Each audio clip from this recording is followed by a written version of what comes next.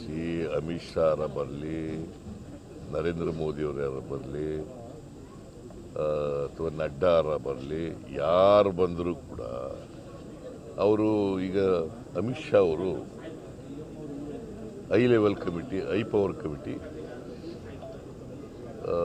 ಅಧ್ಯಕ್ಷರು. ಬರಗಾಲದ ಪರಿಹಾರ ಕೊಟ್ಟಿದ್ದಾರೆ. ವಾಟ್ ಮಾರಲ್ ರೈಟ್ ಈ ಹ್ಯಾಸ್? ವೋಟ್ ಕೇಳೋಕ್ಕೆ, ಕರ್ನಾಟಕದ ಜನರು ವೋಟ್ ಕೇಳೋಕ್ಕೆ ಯಾವ ಮಾರಲ್ ರೈಟ್ ಇದೆ? ಇವರು ಯಾರು ನಮ್ಮ HDK ಕುಮಾರಸ್ವಾಮಿ ಕೊಡಿಸ್ಬಿಟ್ಟು ಬರ್ರಿ ಅಂತ ಹೇಳ್ಬೇಕ ಬೇಡ? ಪರಿಹಾರ ಕೊಟ್ಬಿಟ್ಟು ಬರ್ರಿ ಅಂತ ಹೇಳ್ಬೇಕ ಬೇಡ? ಪರಿಹಾರ ಕೊಟ್ಟಿದ್ದಾರೇನ್ರಿ? ಅಮಿತ್ ಶಾನೇ ಚೇರ್ಮನ್, ಅದಕ್ಕೆ ಮೇಕೆದಾಟುಗೆ ಪರ್ಮಿಷನ್ ಕೊಟ್ಟಿದ್ದಾರ?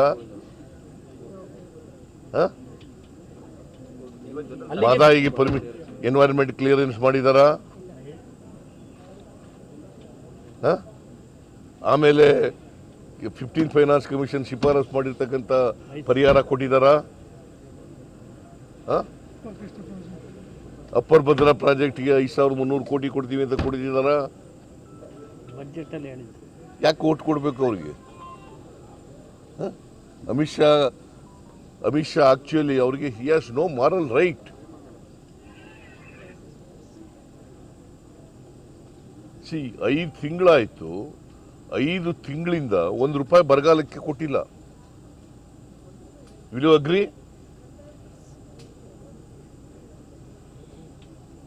ನಾವು ಮೂರು ಮೆಮೊರಾಂಡಮ್ ಕೊಟ್ಟು, ಅಕ್ಟೋಬರ್ನಲ್ಲಿಂದ 3 ಮೆಮೊರಾಂಡಮ್ ಕೊಟ್ಟು, ಸೆಂಟ್ರಲ್ ಟೀಮ್ ಬಂತು, ಇನ್ಸ್ಪೆಕ್ಷನ್ ಮಾಡಿ ರಿಪೋರ್ಟ್ ಕೊಟ್ಟರು. ನಾನು ಭೇಟಿಯಾಗಿದ್ದೆ ನರೇಂದ್ರ ಮೋದಿ ಅವ್ರನ್ನೇ. ಡಿಸೆಂಬರ್ 19, 20ನೇ ತಾರೀಕು ಅಮಿತ್ ಶಾ ಅವ್ರನ್ನ ಭೇಟಿ ಮಾಡಿದ್ದೆ. ಡಿಸೆಂಬರ್ 23ನೇ ತಾರೀಕಿಗೆ ಮೀಟಿಂಗ್ ಕರೆದು ತೀರ್ಮಾನ ಮಾಡ್ತೀವಿ ಅಂದರು.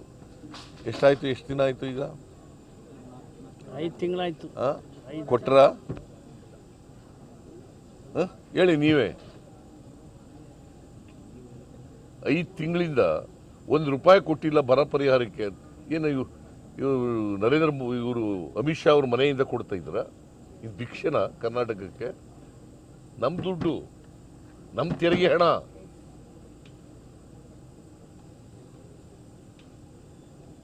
ಇದನ್ನು ಕೇಳಿದ್ರೆ ಏನು ಎಲ್ಲರೂ ಇನ್ಕ್ಲೂಡಿಂಗ್ ಇವರು ಕುಮಾರಸ್ವಾಮಿನೇ ವಕ್ತಾರ ಆಗ್ಬಿಟ್ಟಿದ್ದಾರೆ. ಬಿಜೆಪಿಯವರಿಗಿಂತ ಜಾಸ್ತಿ ವಕ್ತಾರ ಇವರೇ. ನೀವೇ ಹೇಳಿ, ಕನ್ನಡಿಗರಿಗೆ ಇದು ಅನ್ಯಾಯನ ಅಲ್ವಾ? 7 ಕೋಟಿ ಕನ್ನಡಿಗರಿಗೆ ದ್ರೋಹನ ಅಲ್ವಾ? ಪಾಠ ಕಲಿಸ್ತಾರೆ ಅಂತೀರಾ? ಡೆಫಿನೆಟ್ ಆಗಿ ಜನಗಳಿಗೆ ಅರ್ಥ ಆಗಲ್ವಾ? ಅರ್ಥ ಆಗುತ್ತೋ ಇಲ್ಲ? ನಿಮ್ಗೆ ಅರ್ಥ ಆಗಬೇಕು ಮೊದಲು, ಆಮೇಲೆ ಜನಗಳಿಗೆ ಅರ್ಥ